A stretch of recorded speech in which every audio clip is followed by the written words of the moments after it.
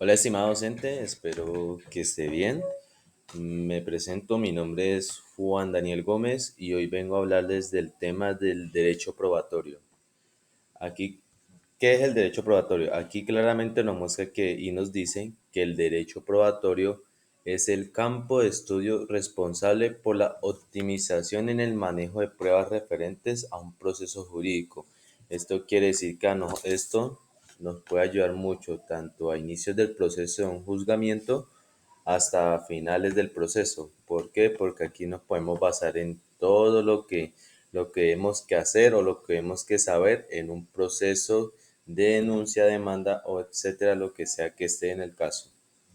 Aquí ahorita vamos a hablar de los principios del derecho probatorio, que en total son 15.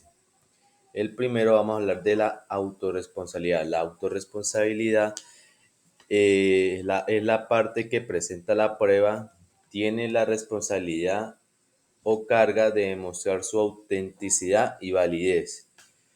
La libre apreciación es las pruebas que se interpretan libremente sin que tengan un calificativo para ver apreciados. Las siguientes otras dos serían la veracidad y la unidad. La veracidad es la prueba que debe ser acorde a la realidad que se espera juzgar. Es decir, que debe ser veraz en todo momento, debe que ser acorde a lo que sea el caso. Y la unidad, cada prueba debe evaluarse de manera individual, siendo ella misma un ente independiente, que cada uno como tal tiene su opinión o su idea del caso. Obviamente en todos estos casos deben caber diferentes ideas o temas como tal. Las siguientes son publicidad e igualdad. La publicidad que son todas las pruebas que deben ser públicas, conocidas por todas las partes. Quienes son afectadas por una prueba tienen derecho a conocerse para tener chances de refutarla. Esto quiere decir que toda prueba, todo indicio que tengan en el caso debe que ser demostrado ante el juez y ante todo el público presente. La igualdad son esto que las partes tienen mismas condiciones para estudiar, conocer y reforzar las pruebas, porque hay momentos en los que las personas pueden ir con pruebas y ellos se confían con una sola prueba y hay momentos en que o no les valen la prueba o pierden el caso. Entonces, por eso es que la mayoría de veces es necesario que todas las pruebas tengan una conclusión, una evidencia clara y que deban que haber varias pruebas. La siguiente es formalidad y legitimidad. La prueba debe cumplir con los requisitos de lealtad probutaria, manera de presencia y demostrar la necesidad de la misma. Eso quiere decir que toda prueba debe que ser legítima y clara en el proceso. Proporcionalidad. Toda prueba ha de ser proporcional al proceso, capacidad y derecho de las partes. Preclusión y contradicción. La preclusión es las partes se presentan en los momentos en que la ley los establece, pues como se acuerde, cada caso tiene su fecha, hora e inicio de proceso. Y la contradicción es que se puede contradecir cualquier prueba, que hay personas que ellas se encargan más principalmente de que, por ejemplo, si el caso del defensor esto demuestra una prueba, él, hay personas que pueden contradecir o aclarar de que eso puede ser mentira, eso puede ser falso, demostrando otra prueba mejor que esa. La imparcialidad es esto quiere decir que el quien juzga no investiga. Por ende, quien colecta y presenta la prueba jamás puede ser quien dé el veredicto. La libertad, pues, las personas tienen la verdad, la libertad de presentar cualquier medio de prueba. Eso ya importa que sea material o sea físico, toda evidencia sirve. La licitud, son las pruebas que deben que ser obtenidas solo por medios legales. Por ejemplo, deben que ser, por ejemplo, evidencias tanto físicas, que son las de así golpe, moretón, etcétera, etcétera, como propias o materiales que sean de uno. Esto, si me hago aclarar. Y la inmediación, que es que toda prueba debe ser presentada ante el juez que lleve el juicio, salvo cuando ocurre el caso de una prueba anticipada. Ahorita vamos a hablar de un tema que viene mucho sobre las pruebas de derecho, que es sobre la di- dicotomía de la prueba. La dicotomía de la prueba se refiere a que existe una doble Una doble condición: aquello que al inicio es solo evidencia, en el proceso se convierte en prueba. Acá y la mayoría de veces esto se entiende que en la primera fase de la investigación, toda prueba aún no ha sido analizada a cabalidad. Una vez que se analiza y se cumple con todos los principios, la evidencia sube de estatus y se convierte en prueba. ¿Qué quiere decir esto? Que en cada momento desde que encuentre la evidencia, va a haber un proceso para autorizarse y legalizarse que pueda ser una prueba. Sí, o sea, como tal que pueda ser una prueba, porque hay diferentes tipos de pruebas, pero como tal es eso, el proceso que lleva desde de pasar de evidencia a prueba. Ahorita vamos a hablar de los tipos de delitos. Como tal, aquí se demuestran varios, que son el doloso culposo.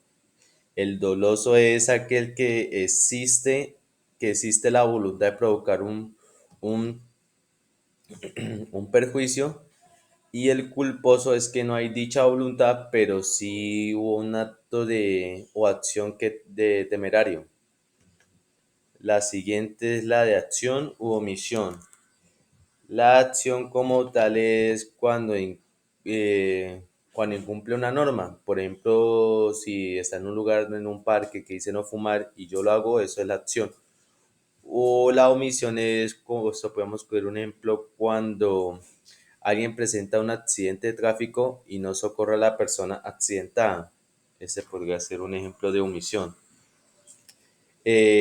Instantáneo o permanente es cuando la instantánea, por ejemplo, se puede decir de una omisión.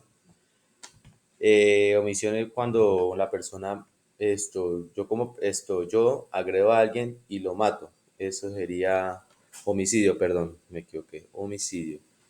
Y la permanente es cuando tiene un tiempo largo, pero queda como tal el hecho de que hizo. Y obviamente por causa de esto, obviamente de instantáneo permanente, los dos tienen una condena grave. Ahorita vamos a hablar de las necesidades providenciales de la prueba. Esto es fundamental en la administración de justicia, siendo su propósito esencial en conocimientos y reconstrucción de hechos relevantes para la resolución de controversias legales. Como nosotros dijimos anteriormente, toda prueba que se encuentre en el caso, tanto física, tanto material, o toda prueba que se encuentre en el caso, es válida para hacer una que una prueba legítima. Si una de mis pruebas no es aceptada, se viola mi derecho a la defensa. Pues claramente no necesariamente. Podemos decir que el derecho a presentar pruebas debe estar garantizado, pero en la misma manera las pruebas presentadas deben acatar los principios mencionados en la sección previa de ese texto, que quiere decir que deben que tener su lógico requisito o investigación para que esa evidencia sea como tal una materia de prueba. Pues, obviamente lo contrario, si Si, por ejemplo, se encontró un lapicero en la prueba y no aparece rastro ni rasgos de que tenga ADN o tenga compatibilidad con la evidencia, entonces se descarta la prueba. Perdón, aspectos y del objeto de prueba. Aquí podemos mencionar varios aspectos de que nosotros estamos mencionando la prueba. Conducta humana comprende todo tipo de sucesos, acciones o comportamientos, tanto individuales como colectivos, voluntarios individuales, presentes, pasados, futuros, que sean relevantes para el caso en cuestión. Hechos de la naturaleza. Incluye eventos naturales como terremotos, derrumbes, inundaciones, en los cuales no intervienen las acciones humanas. Pues aquí ya claramente no le hago tanta vuelta porque aquí claramente no les explican. Cosas, objetos. Se recuerda que a cualquier objeto físico, ya sea creado por el hombre o no, que tenga relevancia para el caso en consideración como armas, documentos o otros elementos tangibles, como habíamos mencionado anteriormente, todo objeto, o todo documento que se encuentre que tiene relación con la evidencia o que se encuentre algún rasgo de la persona que haya hecho el cometido, todo es válido como prueba. Persona física. Engloba la existencia, características y estados físicos o de la salud de una persona, como tatuajes, cicatrices o cualquier otro aspecto relevante. Obviamente esto aquí mismo lo dice, todo rasgo físico que tenga la persona, toda cicatriz, todo golpe, cualquier cosa, eso también sirve como una prueba de evidencia. Estados y hechos psíquicos internos. Induye estados mentales o emocionales del individuo, como ira, trastornos mentales u otras condiciones psicológicas. Listo. Entonces vamos a hablar ahorita de los hechos exentos de prueba o no sujetos a prueba, lo que decíamos anteriormente. Los hechos notorios, aquel conocido por personas de mediana cultura en el contexto social y temporal en el que se toma la decisión judicial. Negación o afirmaciones indefinidas, aquellas afirmaciones que no pueden ser probadas debido a su naturaleza vaga o abstracta. Eso quiere decir evidencias que, pues sí, podemos decir que anteriormente como que no sean que no sean del tal del caso.